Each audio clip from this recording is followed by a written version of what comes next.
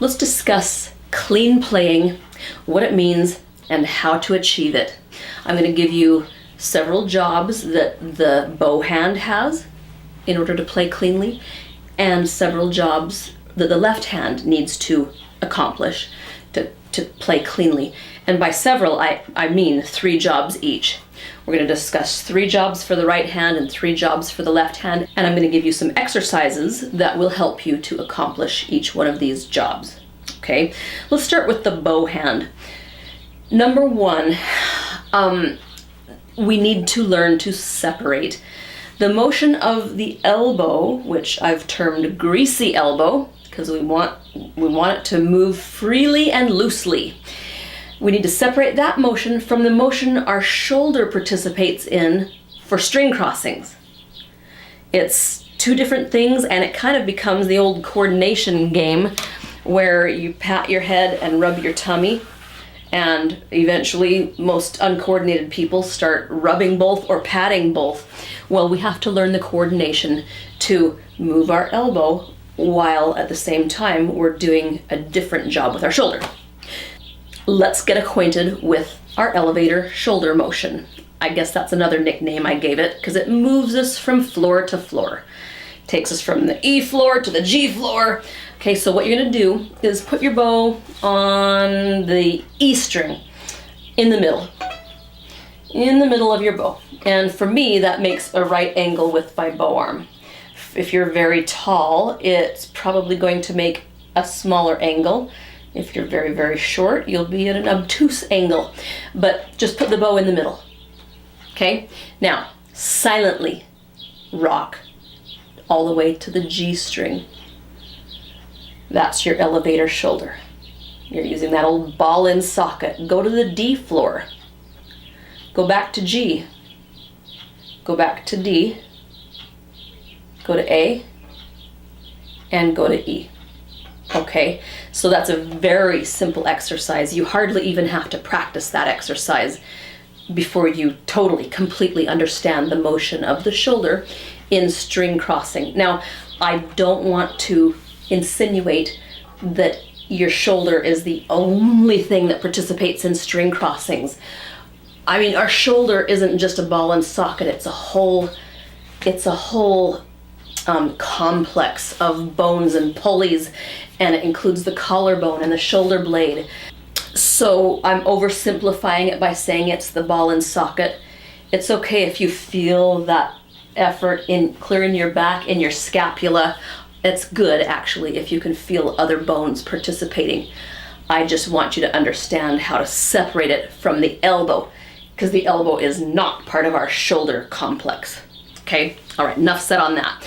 Next exercise to accomplish this first job of our bow hand in clean playing is the greasy elbow exercise. So we learned about our elevator shoulder. Now we need to develop our greasy elbow.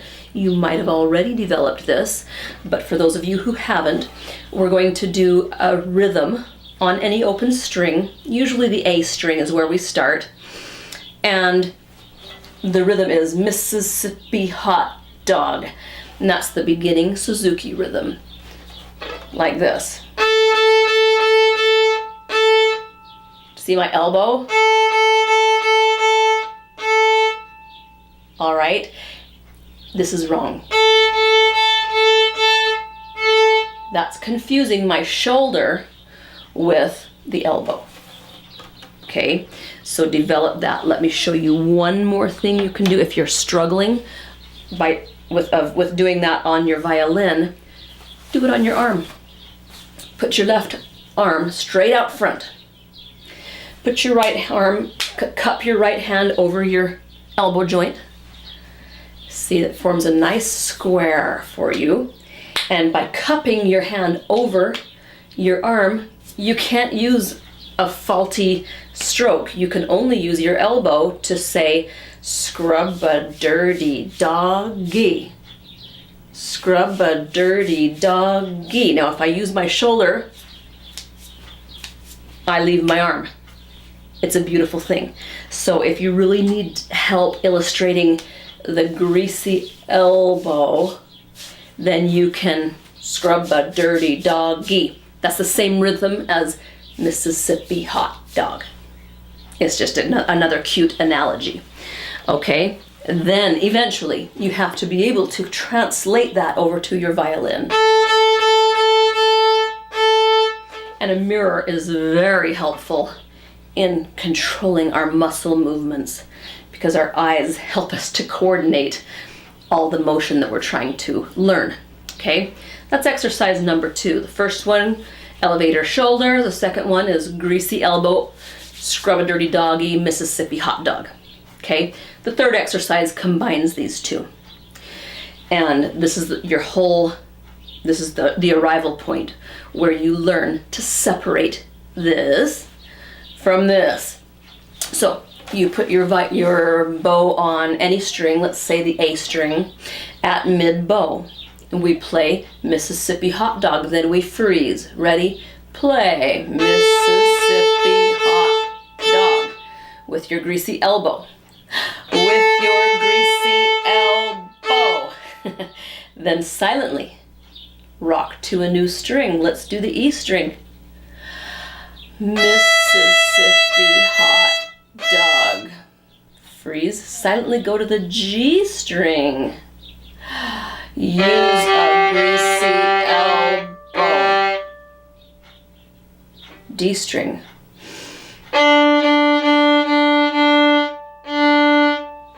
Okay, so you're learning to separate the string crossing motion from the greasy elbow motion. And in amongst that, you also must pay attention to hitting only one string at a time. If you're concerned with clean playing, you have to start hearing it when you do this.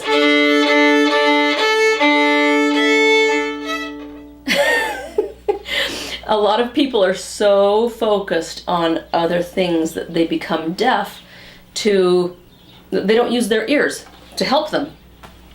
So if you're hitting other strings, first of all, notice. Second of all, identify which string it is you're hitting on accident, because that's going to tell you which direction you need to move to avoid hitting that extra string. Start learning to hear that. Okay? I'm not going to discuss how we have to play with a straight bow in this video, although I will just remind you that that's also a part of basic violin playing, is learning to pull the bow parallel to the bridge. Not crooked.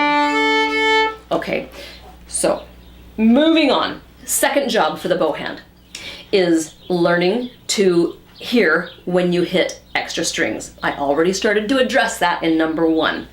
We must learn to hit only one string at a time. This is the number 1 offender of unclean violin playing, is snagging extra strings. Now, the first defense against that is what I already told you. Learn to hear it. Start paying attention. Hear it. And when you hear it, identify which string you hit so that you can fine-tune your elevator shoulder to be only on one string and not on 2 strings. The second defense against hitting extra strings is a really cool trick, actually, and that is to recognize that if we move our bow closer to the bridge, we're on firmer ground. The strings are harder there, and we don't sink down as far, and so our likelihood of hitting other strings on accident goes down. Just feel the string out here. Press your A string down over the fingerboard. It's pretty squishy. Now press up here and see if you can press it's very hard and very firm as we get closer to the bridge. Okay, so that's just a little tip, a little trick. If you have the problem of hitting extra strings, check out your sounding point. You might need to bring it closer to your bridge.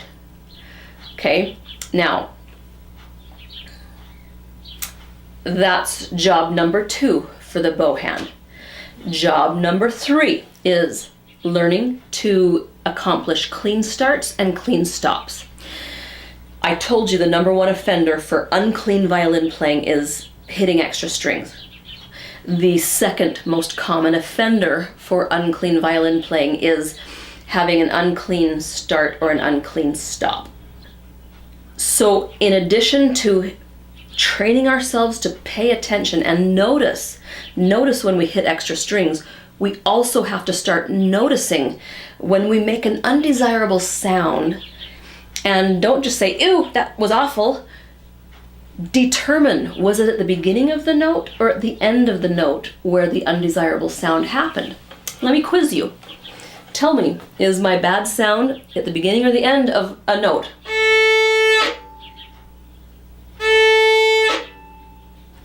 It's easy. When we pay attention, it is easy.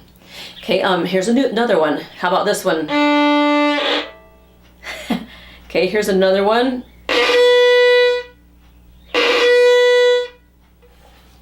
That was at the beginning. Here's another one.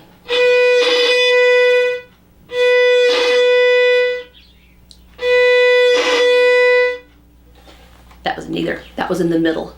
That happens less frequently, but there are 3 choices where we can make a bad sound: at the beginning, the end, or in the middle. Okay, and it can happen in all 3 places. I'd say the most common is probably at the beginning of a note. Second most common is at the end when we slam on our brakes too abruptly. And then for really, really long notes, then yeah, sometimes we crack on a long note and we get a bad sound in the middle. Now the best way to develop our ears and our attentiveness to this problem of unclean starts and stops or cracks in the middle of a note is by using the stroke which is called the détaché lancé. Sounds really fancy, but it's the twinkle variation B stroke. It's a fast start.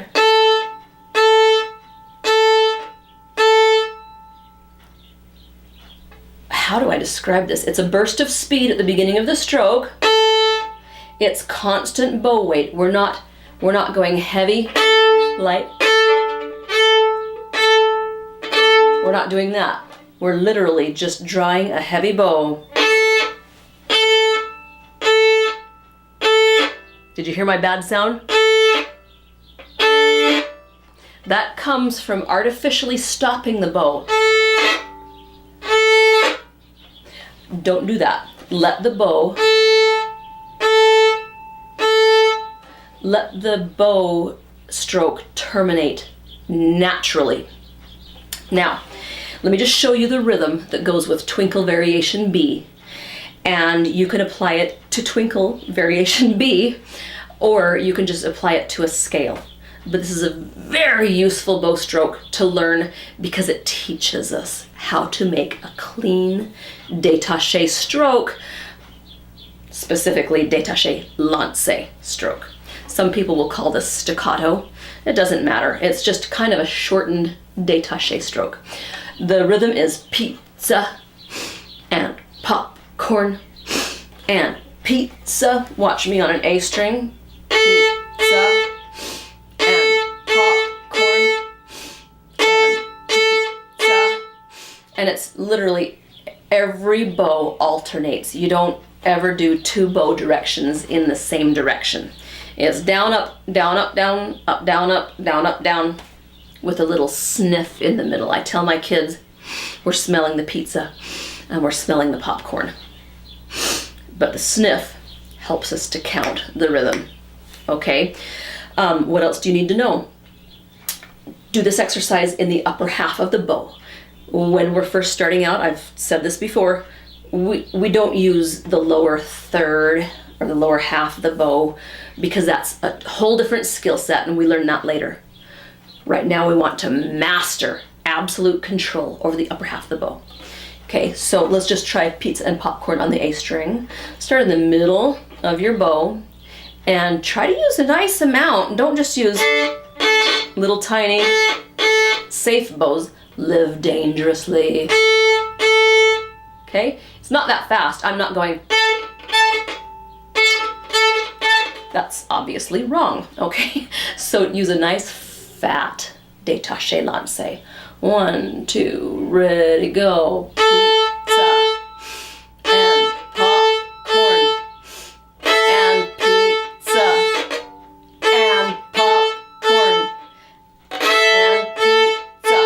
I'm putting some bad sounds in there on purpose to remind you to listen to your own bad sounds and to determine, ooh, was it the beginning or was it at the end or was it in the middle?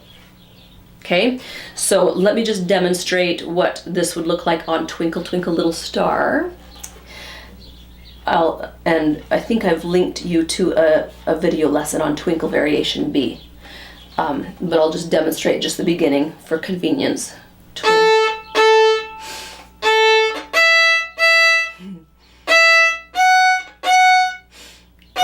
popcorn and pizza. Okay, now I literally I accidentally made those noises.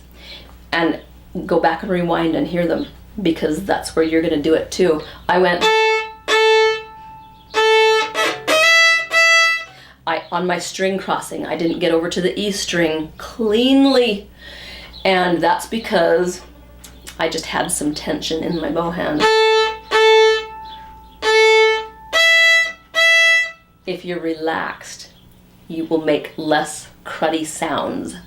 Okay, on a scale, if we just wanted to do this on a scale, we'd go pizza and popcorn and pizza and popcorn, etc. on up the scale.